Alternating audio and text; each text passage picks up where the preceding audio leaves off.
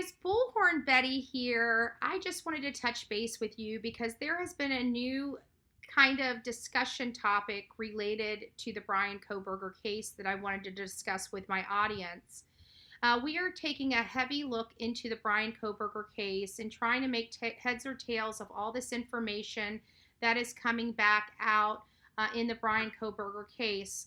If anybody is new to this case, the Brian Kohberger case started out as the Idaho Four. The Idaho Four are four University of Idaho students that were killed in their off-campus housing on November 13th in the early morning hours. And according to the Brett Payne affidavit, they believe happened between 4 a.m. and 4:25 in the morning. As many of you know, Brian Kohberger has recently been indicted on all charges by a secret grand jury indictment. This has now moved this case over to the district court, and now the judge presiding over the matter is Judge John C. Judge. During my review and conversations with other creators that are also covering this case, I have been heavily watching a creator on Twitter called Sleuthy Goosey. And Sleuthy has been an advocate for truth and transparency for quite some time. I've heard about her quite some time, and I've been heavily relying on a lot of the work that she's been doing throughout this Brian Kohberger case, because she really analyzes the paperwork and highlights and gives us different perspectives to look at. And so the discussion of the death penalty has come up on her Twitter page. Take a look at this. Here is the original tweet that kind of sparked this conversation. So the first tweet was, the prosecutors have 60 days from Monday to formally give notice that they intend to seek the death penalty. And so I wrote back and say, I truly believe the prosecution will seek the death penalty in this matter due to the heinous nature of the crime. And Sleuthy brought up a very valid point that I'm diving into right now, and her response was, but will Bill in Idaho follow through if he seeks the death penalty and Kohberger is found guilty and sentenced to death? Have you happened to see how many people in Idaho has actually been executed? And so this actually sparked my curiosity in this, because she even further goes on to state that, happy you asked, since 1864, when the death penalty was established in Idaho, they executed 29 people. That's 29 people in 159 years. Since 1976, they executed 3 people. Keith Wells, 1994, beat 2 people with a bat to death because it was time for them to die. Paul Rhodes, 2011, kidnapped and killed 2 people and killed 1. As you see with Sleuthy Goosey, it kind of, it's giving us an opportunity to think about this. If the state goes after the death penalty and Brian Kohberger is convicted of the crimes, either some or all of these crimes, and due to the fact that this is heinous in nature, will they go forward with the execution of Brian Kohberger? We've all been very excited about the House Bill 186 that was signed into law in Idaho related to the firing squad. Many people thought that that was a direct result of Brian Kohberger being arrested for this disgusting crime. But digging further into it, I realized that that is not the case, and it is a second option to lethal injection, because the lethal injection drugs are not readily available and are in short supply.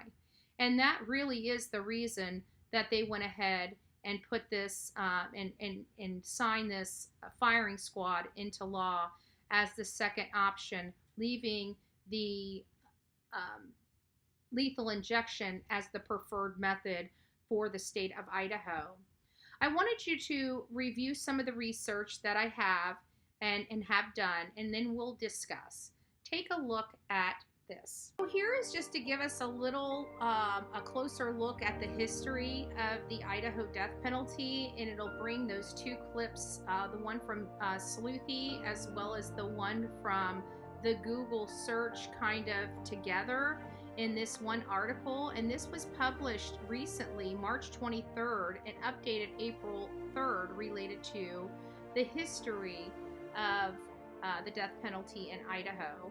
So life or death, literally. Samuel Newton, assistant professor of law at the University of Idaho, attempted to come up with one of the words that encompasses all of the feelings, legal jargon, and morality of the death penalty. Controversial is the first thing that comes to mind. There are different perspectives, says Newton, who has litigated capital cases. There are people that will say justice. There are people that will say racist.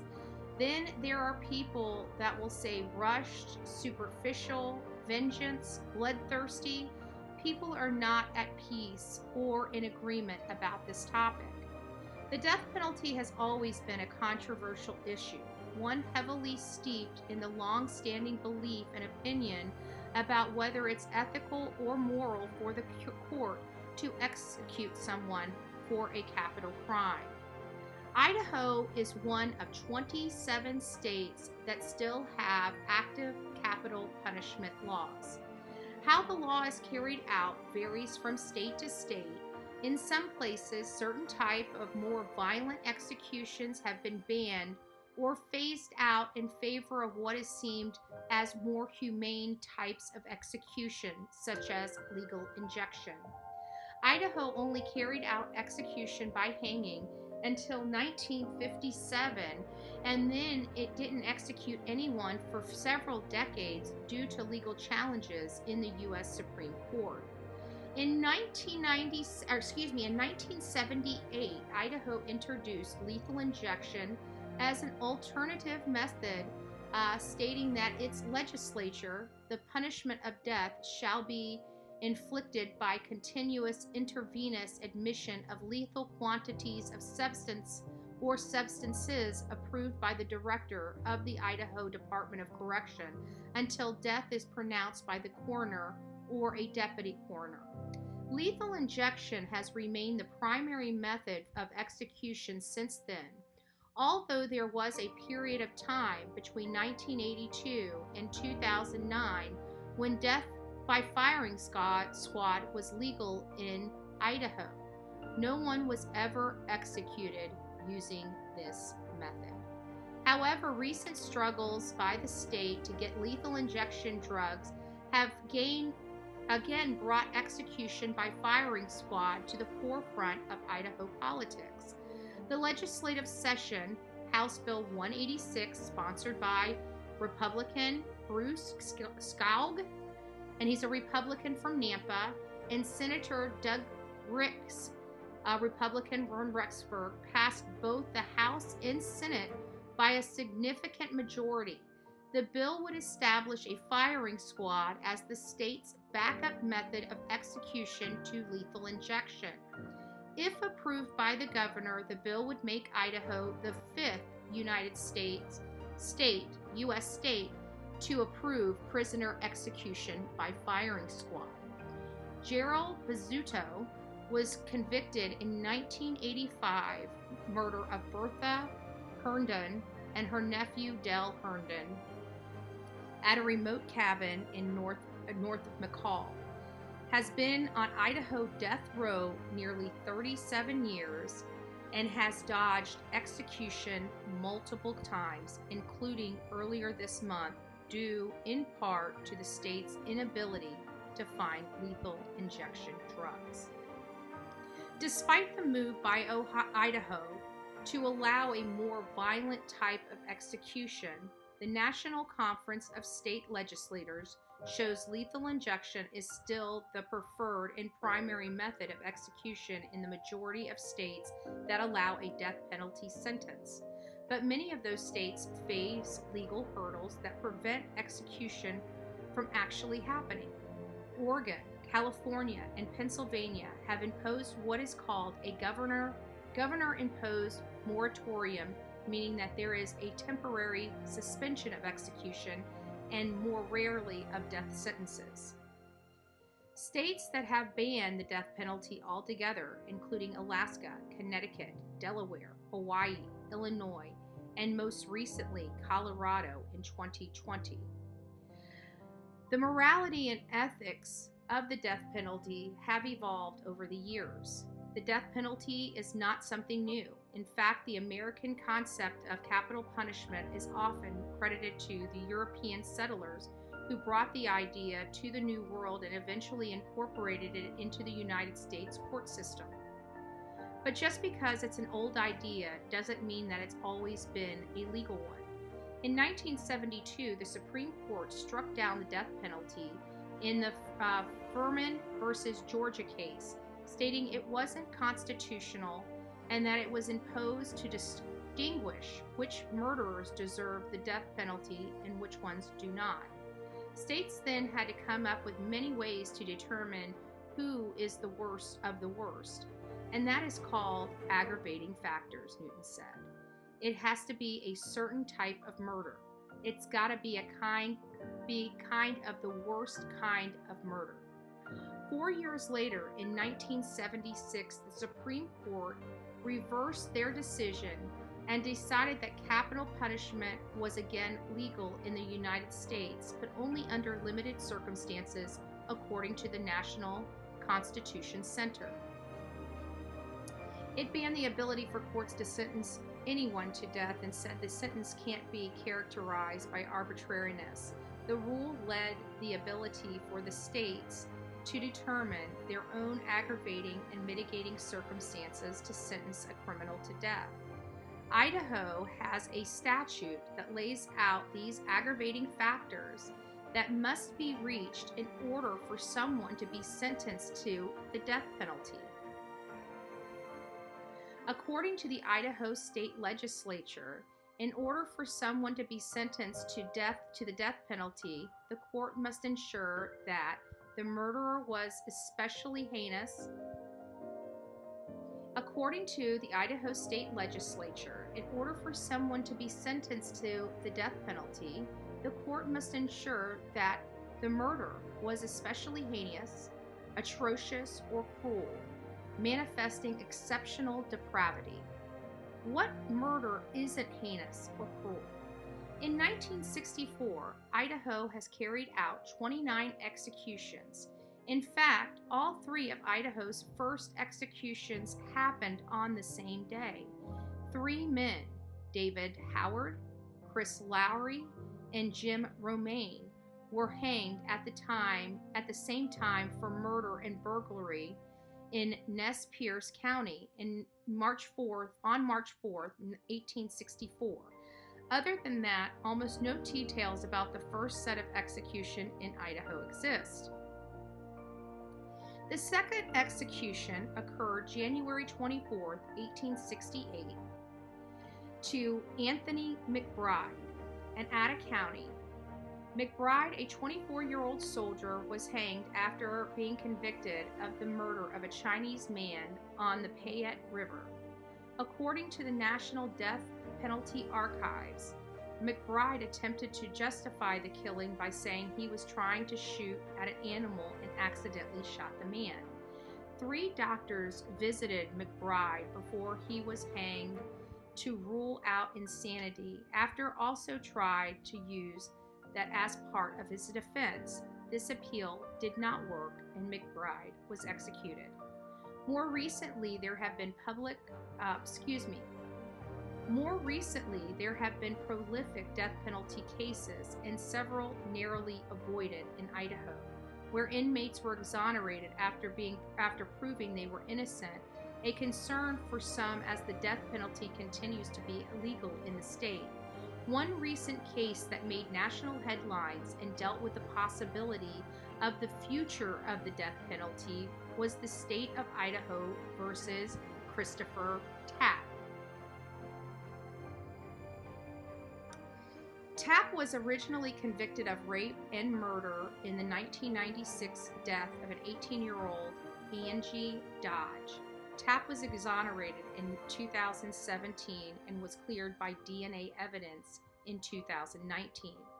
Although he was never sentenced to the death penalty, Tapp was threatened with it during interviews with investigators, according to Greg Hampikinian, co-director of the Idaho Innocence Project, who assisted in proving Tapp's innocence.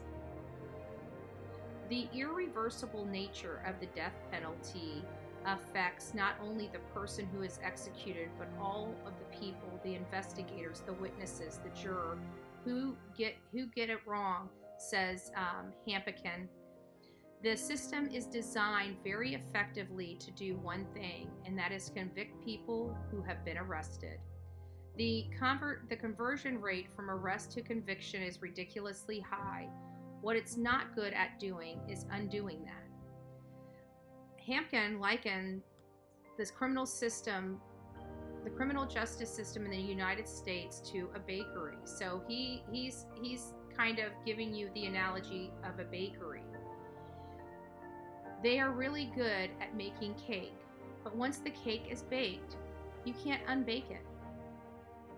It really is unbaking a cake a lot of times, especially here in Idaho, because there's not a great history of exoneration. We have to find a novel approach to work, and that's why we've had the very first forensic genealogy exoneration anywhere here in Ohio in Chris Tapp's case. One of the flaws in the death penalty sentencing in the United States is that, much like a lot of other legal practices, it's not foolproof. According to Hampikin, since 1973, at least 190 people who have been sentenced to death in the United States have been exonerated after proving their innocence. I have no inkling what it's like to spend a night in prison, to be there wrongfully convicted, and to have door after door slammed in your face because everyone says you were convicted by a jury of your peers. It's over. That's why the death penalty is hard, because when a defendant dies, whether in the midst of their struggle or because the state has executed them, it's then hopeless. There is no hope of redemption. There's nothing left.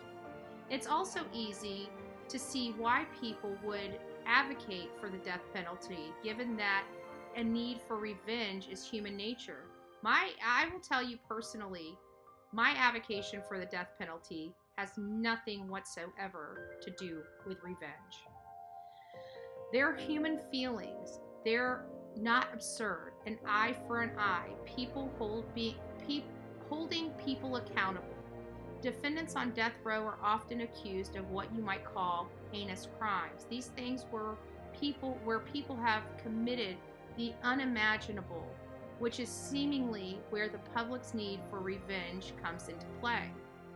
It goes back to some really old doctrine that talk about what is the role of criminal law. Is the role of criminal law to deter people from committing crimes and trying to stop them before it happens? Is the role of criminal law to set morals for society and see that these things we won't tolerate? See that there are things that we won't tolerate, rather. Is the role to rehabilitate someone?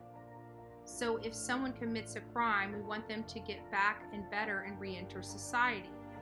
Then there's retribution. If you commit a crime, you deserve it.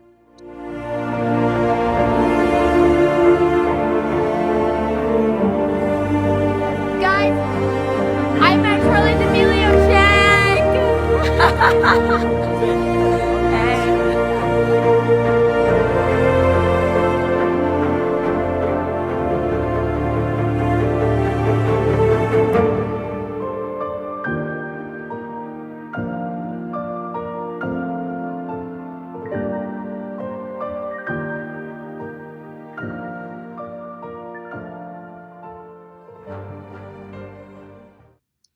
So what are your thoughts? We just went over the entire history of the death penalty in Idaho. quite frankly, I have to agree with Sleuthy's assessment. Will he really be executed?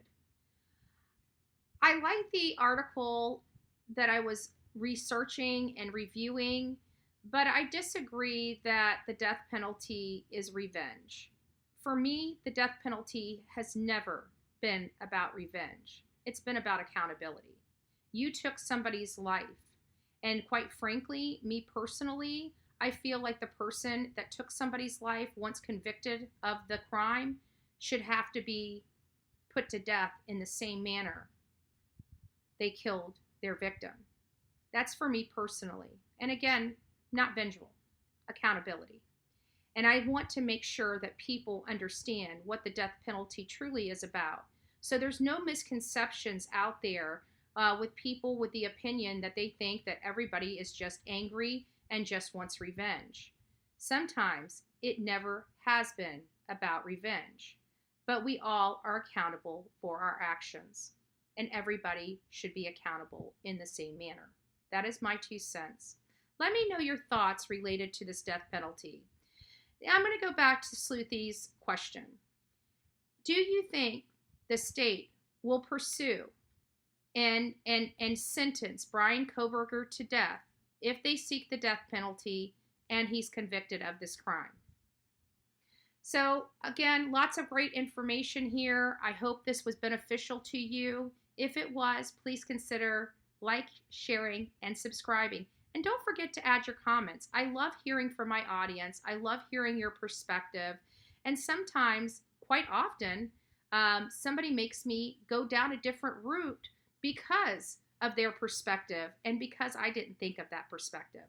So I love hearing from my audience. So don't forget to leave a comment. And as always, don't forget to be fearless. If you see something, say something.